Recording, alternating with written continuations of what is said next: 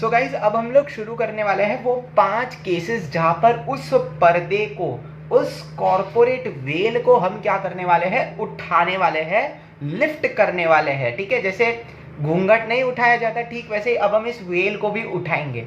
Okay, तो मैंने क्या बोला था, देखो जब भी लॉ का कोई गलत इस्तेमाल करेगा तब उस लॉ के एक्सेप्शंस जन्म लेंगे।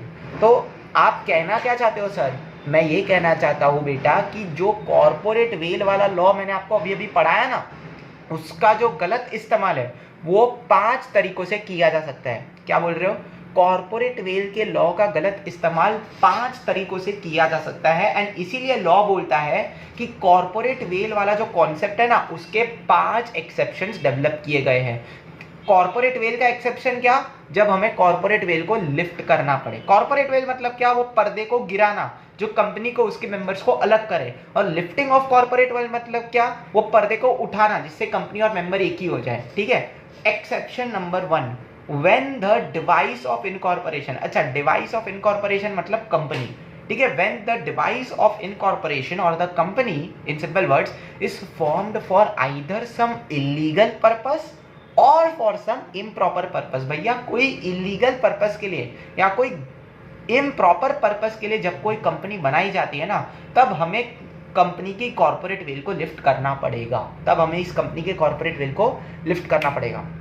अब देखो, let me be very very honest with you. यहाँ पर आपकी बुक में जो 5 एग्जाम्पल्स दिए गए, they are very very enough for you to understand the core concept of these exceptions. तो सबसे पहला हमारा जो केस लॉ बनेगा इम्प्रॉपर इलीगल पर्पस का, that is going to be Gilford Motors versus Holmes. सबसे पहले तो कोई भी पिक्चर शुरू होती है या कोई भी ड्रामा शुरू होता है, उससे पहले हम कैरेक्टर्स का इंट्रोडक्शन नहीं करवाते। तो सर केस लॉ में कैरेक्टर का इंट्रोडक्शन नहीं करवाओगे? करवा देते भाई।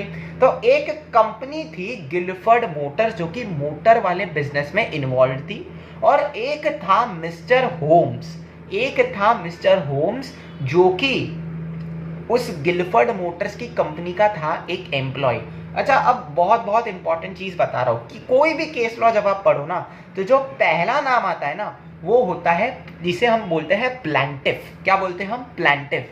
मतलब जो बंदा केस ठोकता है किसी और पे, उसको हम लोग बोलते हैं प्लांटिफ। एंड जो दूसरा नाम आता है ना, उसे हम लोग बोलते हैं डिफेंडेंट, जिस पर केस ठोका जाता है।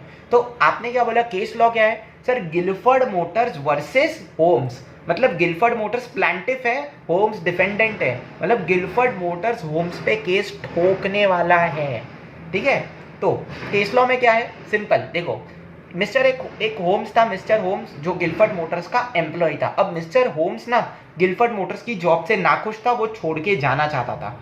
एंड गिलफर्ड मोटर्स ने उससे एक अग्रीमेंट साइन करवाई prior to resigning him, prior to removing him. या मतलब वो रिमूव नहीं कर रहे थे, बट मिस्टर होम्स जा रहा था। ठीक है, तो मिस्टर होम्स के जाने से पहले गिलफर्ड मोटर्स ने उनसे एक अग्रीमेंट पे साइन करवाया। क्या साइन करवाया?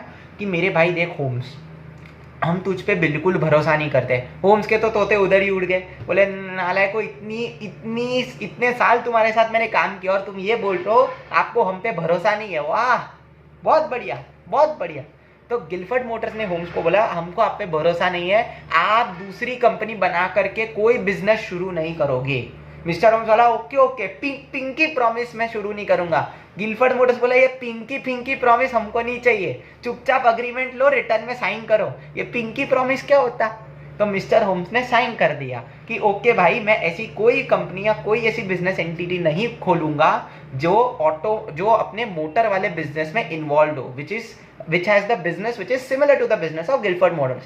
लेकिन मिस्टर होम्स था खतरों का खिलाड़ी। ऐसे कॉलर ऊपर करके बोलो, मिस्टर होम्स था खतरों का खिलाड़ी। उसने दूसरी कंपनी खोली भी और मोटर वाली बिजनेस की खोली। बंदे की डेयरिंग देख रहे हो?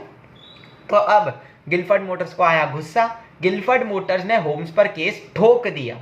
देखो यहाँ पर केस ठोकने वाले का नाम गिलफर्ड मोटर्स, एंड जिसपे केस ठोका गया वो होम्स, इसलिए case, and it is always plaintiff versus the defendant, इसलिए केस लॉ का नाम क्या बनाया गया? Gilford Motors versus Holmes. तो अब कोर्ट का जजमेंट क्या आया, ये सबसे बड़ी इंपॉर्टेंट बात है। कोर्ट ने बोला कि देखो भैया, मिस्टर होम्स क्या बोलेगा? मिस्टर होम्स बोलेगा कि देखो भाई, वो कंपनी का बिजनेस है, उसके लिए मैं कंपनी से अलग हूं। होम्स कॉर्पोरेट वेल लगाएगा। बोलेगा कि कंपनी अलग मैं अलग, ये सब कंपनी का लाइबिलिटी है, मेरा फेरा लाइबिलिटी नहीं है। लेकिन कोर्ट क्या बोलेगा कि मिस्टर होम्स, तुमने यहाँ पर कॉर्पोरेट वेल को गलत तरीके से यूज किया। जब तुमने अग्रीमेंट साइन किया था तो क्या चुल मची थी, इतने क्या कीड़े थे कि भाई तुमको वापस से वही कंपनी खोलनी थी। तो कोर्ट बोलता है कि भैया क्योंकि यहाँ पर तुमने एक इम्प्रॉपर पर्पस के लिए कंपनी को इनकॉर्पोरेट किया है, इसीलिए तुम पर कॉर्पोरेट वेल लिफ्ट किया जाएगा और तुम और वो जो नई कंपनी जो तुमने बनाई उसे हम एक ही मानेंगे। समझ में आया? तो पहला क्या था, whenever the device of incorporation is used for a illegal or an improper purpose।